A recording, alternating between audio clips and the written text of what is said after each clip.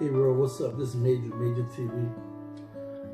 I'm making this video because I want to talk about Trayford Pellerin, a black man that was killed by Lafayette Police Department in Louisiana. I'm from Louisiana. I'm from New Orleans actually, and it kind of hit home because in New Orleans we have the same situation that's going on.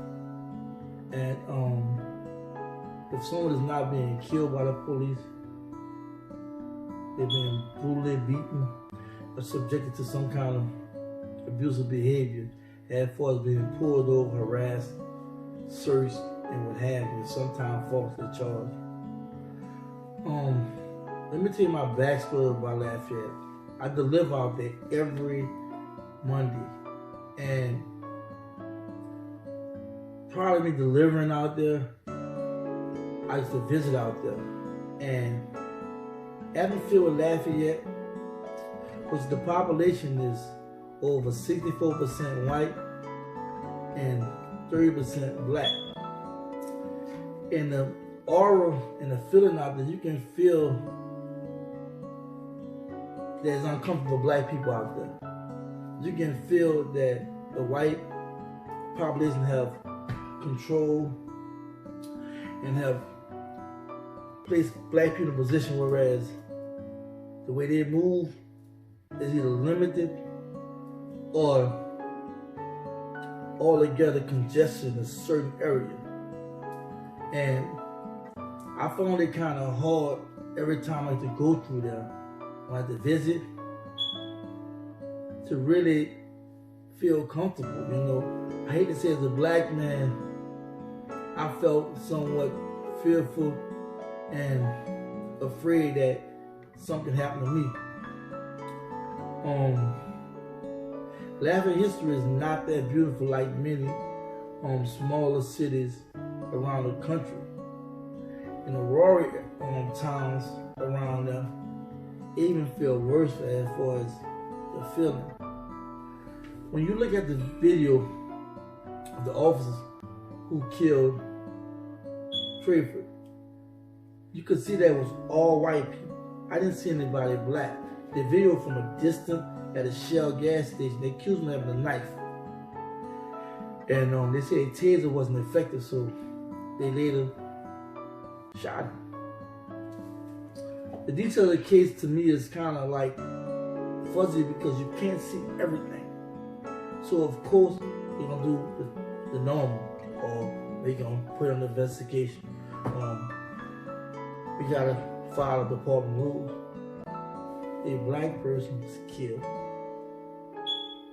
A person that was not a immediate threat that really was killed just because,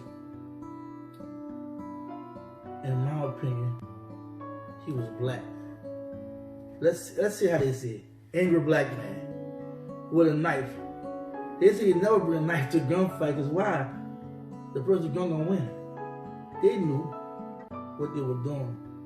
So I decided to take me and my team out there to Lafayette, Louisiana, and see what's going on. NFAC, the movement itself, and really try to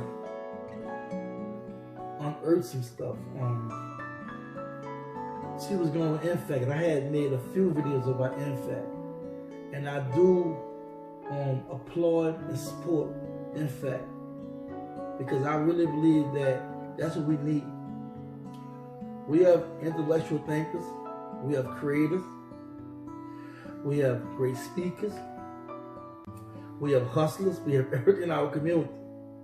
What we lack right now is a force. A force can stand up for us. There's a military presence, or let's be correct, there's a black militia to let us know that anything happened to us, that not only will they be there, that we should be there for ourselves. We understand the Second Amendment, the right to bear arms, and the right to protect our community. And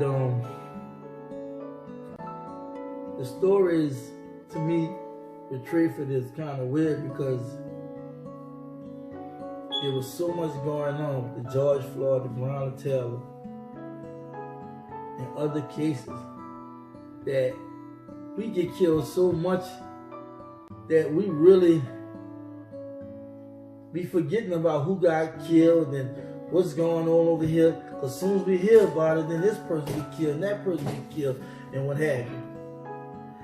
And then you see the brothers from NFAC stepping up and other black militias that's joining forces. And you see other people from other black communities that's coming out and also speaking about it. That had this not be done, I don't even think attention would even be brought to this case. So for me, I feel like it's no more than right being native Louisiana. And the fact that I believe that most of us just talk too much. I think most of us are really not in the fight. And I think most of us is just numb to it. So I feel like we have to get past the numbness and we gotta get out there and do something. I don't want to be some of the YouTube videos, black YouTubers that talking about this and sitting back being critical about NFAC, Grandmaster J, what we not doing, what we should be doing. We'll report about everything, but not really going to put boots on the ground and really go check out what's going on.